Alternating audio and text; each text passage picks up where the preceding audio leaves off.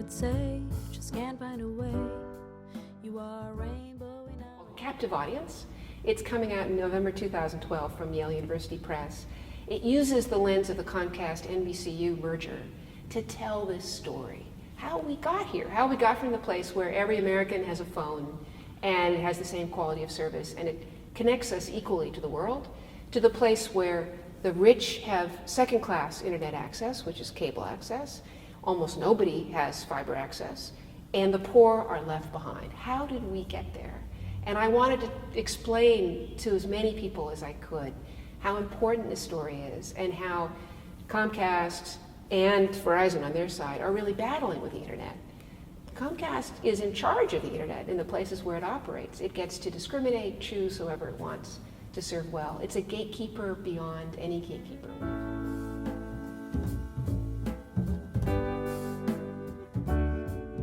So I was supposed to be a violist. I started life as a violinist most of my life. My parents are both composers. Oh. And my father's a professor of music, and he actually taught here at Wellesley.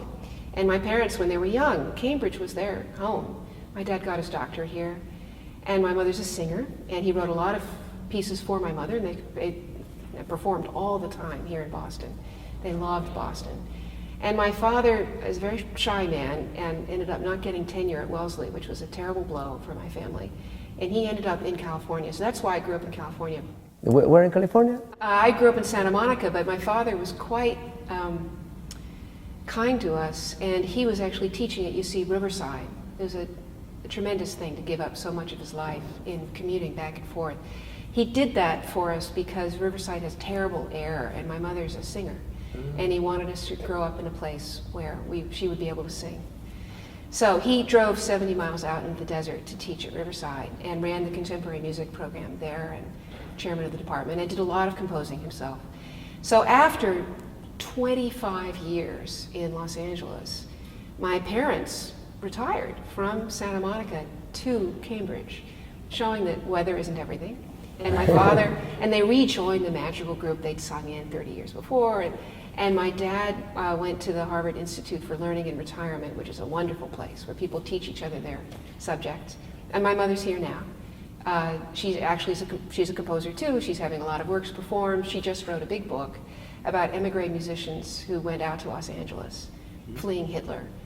So she was able to put her whole life as a musician into context out in LA and write about people who found themselves in that strange land from Germany and from all over Europe and made a beautiful life out of it. She found herself in a very strange land. She missed the East Coast enormously. So anyway, that's my context of growing up.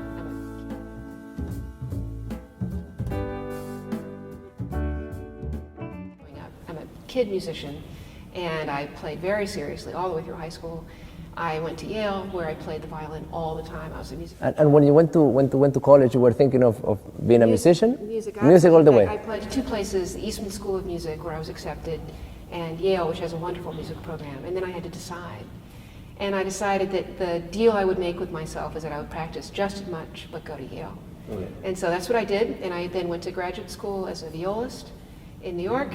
And then I became worried about supporting myself. And so I decided to go back to Yale as a lawyer, as a law student, only because I could get into the law school. I couldn't get into the medical school or something else. So I had 7 years in New Haven playing in the undergraduate orchestra. Okay. And so a lot of chamber music.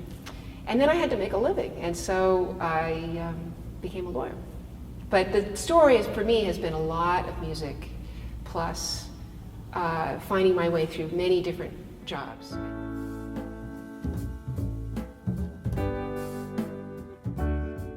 Great advice that I understand the Harvard Business School students were given this year is quit often and quit early. And that's what I've been doing. I've been quitting lots of jobs, and I've ended up here. So one of the jobs that I quit was being a law firm partner at Wilmer Cutler, now Wilmer Hale, one of the fanciest law firms in the country. And I was one of very few women partners there, and they gave me great training. And I feel very privileged to have been a lawyer there. But life is short, and I decided I wanted to be an academic.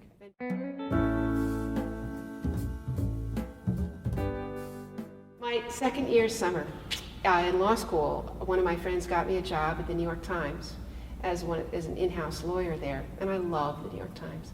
And the oldest lawyer there was a guy named Truman W. Eustace III, who had 3 golden retrievers and lived in Greenwich. And he was doing the intellectual property work for the magazines at the New York Times. And so I decided that my route back to the Times would be to become an intellectual property lawyer. And it never actually happened. I didn't make it back to the New York Times, but that became my interest, and that has led to everything else. So I joined a very small firm out in California right after I clerked and graduated that published The Computer Lawyer, called Blank Gilburn. Miles Gilburn ended up running AOL, being way up in the executive suite, and they were one of the very, very first computer software copyright law firms. Oh, okay. So that's where it all started, my interest in technology and computers. I come to Washington and I become a technology licensing lawyer, initially IP related, intellectual property related. And then the internet comes around when I'm a young associate, and I get involved in lots of different things. I got involved in the work that led to the formation of ICANN, the domain name people. And I was a privacy lawyer for Yahoo in Washington, and I did work for AOL, just this very early stuff that was happening. And then when I left the law firm, I had quite an expertise, frankly, in early internet stuff and privacy. And probably there was not a lot of people with that expertise. Not a lot of people with that expertise, and I also just loved it. I remember the first time I went to an online site, and it was the Spot. The site was called The Spot. It was a Santa Monica beach house. Right. So you know why I visited that, because I'm from Santa Monica. I want to see what this was like. And I felt as if the back of the computer had fallen off. It was like The Lion, the Witch, and the Wardrobe. It was just magical. I couldn't believe that you could do this from your desk. So that drove my interest in the internet. I was lucky enough to meet a lot of the early engineers and people who explained to me how it works. And I think a lot of young people today don't even think about that. You know, what the protocol is, why it's different from the telephone system, what makes it possible to have no boundaries and to work in this almost magical way. So I was lucky to have all of that explained to me at a pretty early time in my career. Then after I left the law firm, I was chosen to join the ICANN board, which is a tremendous privilege, sort of like the only thing on the landscape working on internet governance. And along the road, I became very interested in what the telephone companies thought that they had to do with the internet, because I'd come from the internet side, and they thought they had some role to play. And I said, no, you're just the commodity transport provider. What's going on? And that led to 10 years of work understanding the regulatory world for the telephone companies and now the cable companies, and being quite worried about the future of the internet in contrast to the profit maximization plans of the carriers. So I became a professor at the University of Michigan Law School. I then was suddenly asked to help run the FCC transition between the Bush FCC and the Obama FCC. I went to Washington saying I would do anything to help the President Obama. I was so excited that he'd been elected. And I worked very hard on the transition. And I told the transition team that I didn't want a job in Washington. Very sincere about that. I moved a lot and I wanted to be teaching. And I got this opportunity to work on the National Economic Council staff, and I'm still very grateful to Larry Summers for hiring me for that staff. He was the director at that point. And there was a slot for science, technology, and innovation policy. And I was given that slot on the staff. And so for quite a while there, I was the technical person in the White House. We didn't have a chief technology officer yet. The agencies weren't really going yet, and Congress had appropriated $7 billion for broadband access in America. So I elected myself, essentially, to help figure out how that money was going to be spent and help the agencies create the grant program for the $7 billion. So that was quite an experience. Working on the White House staff was a great honor. I learned an enormous amount. And I didn't want to stay in Washington, and so I left and came back to academia. Now I'm here at Harvard. Oh, very nice. So that's the story. It's a very long story. And what's next? It's a long story. I've quit a lot of jobs. I really have. Well, I'm trying to help the Harvard Kennedy School start a program in technology and governance. Is it easier than in the White House, or? It is easier than the White House, actually. It is easier than the White House. It's also an honor. And I love working with students, so that's a lot of fun. And now I'm trying to be a public advocate for internet access in America. I feel because I have no commercial money coming into me, no money from Google or anybody else, and because I really care about this issue, And I've had these 10 years of understanding how we got to where we are today. I feel almost as if I have an obligation to explain it to people in the simplest terms possible. So I'm doing that at the same time.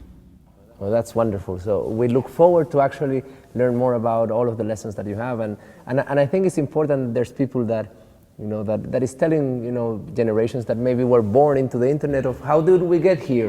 Because there are a lot of things that are important that maybe, the story has not yet been crystallized and might be overlooked. Thank you very much for coming here, Susan. Oh, it's my pleasure. Thank you for talking to me. Really a lot of fun. Thank you.